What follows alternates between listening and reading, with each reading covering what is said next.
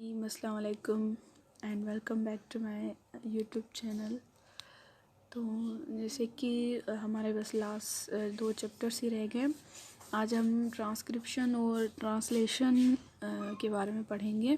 ये सारी जीन जनरी जो है आज हम ये कंप्लीट करेंगे और लास्ट हमारा रहेगा कंजुगेटेड प्रोटीन्स मॉलिक्यूल फिर वो कंप्लीट कर देंगे तो ये हमारा चैप्टर कंप्लीट हो जाएगा। तो चलिए फिर स्टार्ट करते हैं जीन्स जर्नी से। सबसे पहले ये तो सबको पता है कि हमारे जो क्रोमोसोम्स है वो कितने नंबर हैं। Our cell has a set of 46। हम खुद हमें 40 जो सेल होता है हर एक सेल जो है वो कंटेन करता है 46 क्रोमोसोम्स आवर इंटायर जीन। ये रहे 46 chromosome.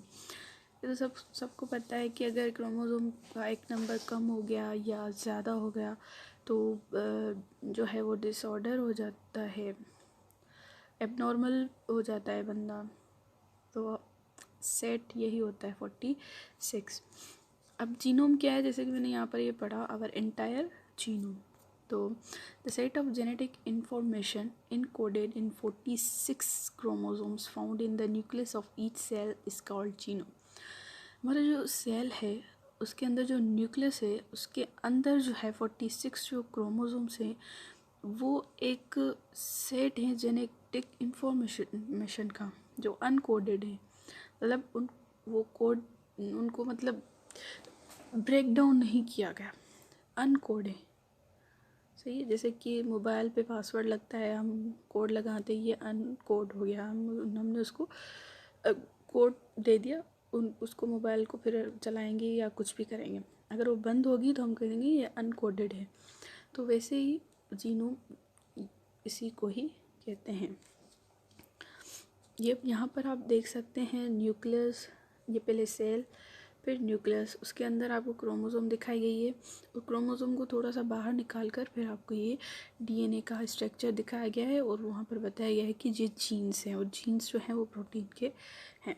The human genome resides in the DNA for our 46 chromosome. The DNA has coding region जिसको हम जीन्स कहते हैं, जो कोड किया हुआ है। The portion of the genome that codes for a protein or an RNA is referred to as a genes. Genome का वो पोर्शन जो प्रोटीन और आरएनए के लिए जो है कोड के लिए कोड्स हो उसे हम जीन कहते हैं। Gene is a sequence of nucleotides along a DNA strand. अब जीन जो है वो डीएनए के अंदर न्यूक्लियोटाइड्स के सीक्वेंस होते हैं। अब सबसे पहले पढ़ते हैं हम the journey from gene to protein is controlled by. अब जीन से लेकर प्रोटीन बनने तक की हम जर्नी देखते हैं कि प्रोटीन कैसे बनते हैं। तो इनके 2 स्टेप्स हैं, एक ट्रांसक्रिप्शन, दूसरा ट्रांसलेशन है। यहाँ पर मिस्टेक हो गई है, सही है। तो सबसे पहले हम ट्रांसक्रिप्शन पढ़ते हैं। Transcription is conversion of DNA to mRNA. Transcription में क्या होता है, जो हमारा डीएनए होता है वो जो है कन्वर्ज हो जाता है किसमें, एमआरएनए में, मैसेंजर आरएनए में।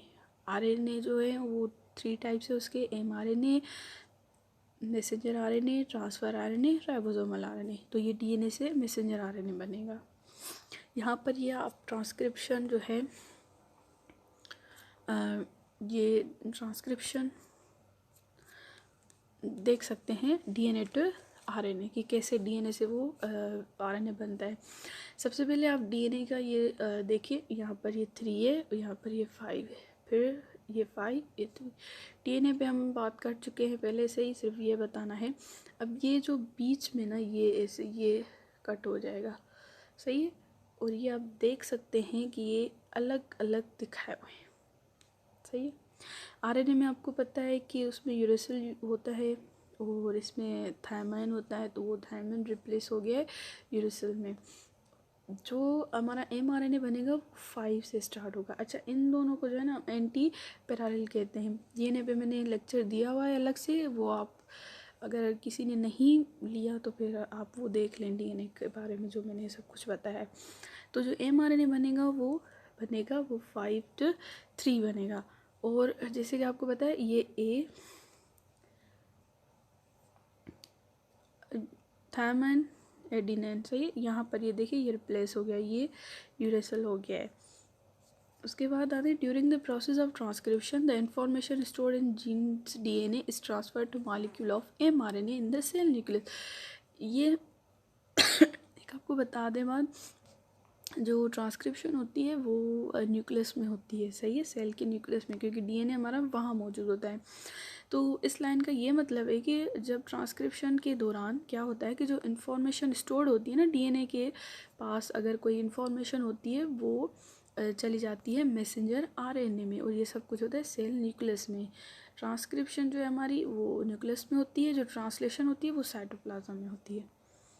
अब इन दोनों को जैसे कि मैंने ये बताया यहाँ आपको कि ये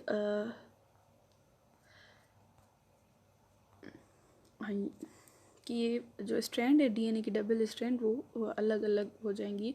हेलिकेज जो है वो अनजिप करेगा किसको, DNA double strand and transcription begins, ठीक है। उसके बाद जो है ये हेलिकेज जो है इनको अनजिप, जो हम जैसे कि हमारा ये देखें, ये एक जो डबल स्ट्रैंड है ना, और जैसे ये ऐसा समझें कि ये हेलिकेज जो है ये हमारा हेलिकेज एंजाइम है, और ये ऐसे इनको अनजिप करके खोल देगा, सही है। DNA polymerase use one of the DNA strand the template strand to make RNA. अब जो इनमें से हमारा जो बनेगा उसको हम कहेंगे टेम्पलेट स्ट्रैंड, ठीक है। यहाँ पर ये आप आरएनए पॉलीमरेज देख सकते हैं, और यहाँ पर ये आप देख सकते हैं कि template strand use to make RNA. अब इस टेम्पलेट को जो आरएनए पॉलीमरेज है अब इसको आरएनए में चेंज करेंगे। RNA polymerase always build a new RNA strand into 5 to 3 direction. RNA polymerase जो है वो हमेशा जो दूसरा आरएनए बनेगा, डीएनए से आरएनए एमआरएनए बनेगा तो उसकी डायरेक्शन 5 to 3 होगी। RNA polymerase can only add RNA nucleotides. वो जैसे कि मैंने यहाँ पे बताया आपको कि डीएनए में थायमाइन होता है, तो यहाँ पर ये आप देख सकते हैं ये डीएनए है, नीचे वाला पीछे होगा ये देखें आप यहाँ पर ये यूरेसिल है कि वो बता रहे हैं कि न्यूक्लियोटाइड से वो आरएनए के ही बनाएगा। यहाँ पर थायमाइन है वो चेंज होके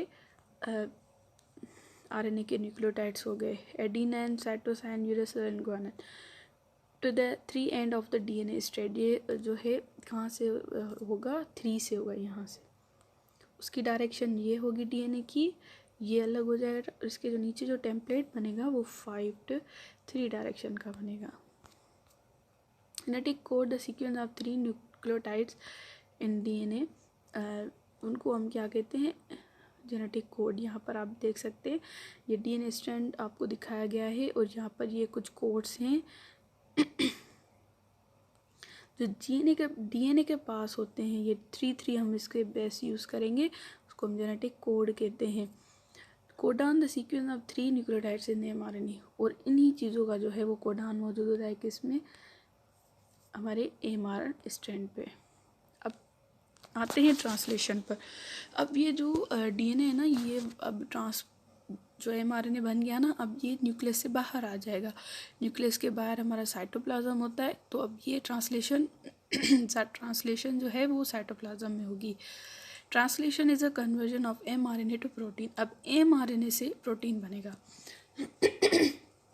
पहले जो था डीएनए चेंज हुआ, टेम्पलेट हेलिकेज हो गया, अनजिप हो गया, तो उन्होंने एक जो है स्ट्रैंड टेम्पलेट स्ट्रैंड बना दी आरएनए की, एमआरएनए की। उसके बाद अब एमआरएनए निकल के न्यूक्लियस से बाहर साइटोप्लाज्म में आ जाएगा, और वहाँ से वो प्रोटीन बनेंगे क्योंकि राइबोसोम्स बाहर होते हैं। Translation takes place in the cytoplasm और राइबोसोम्स।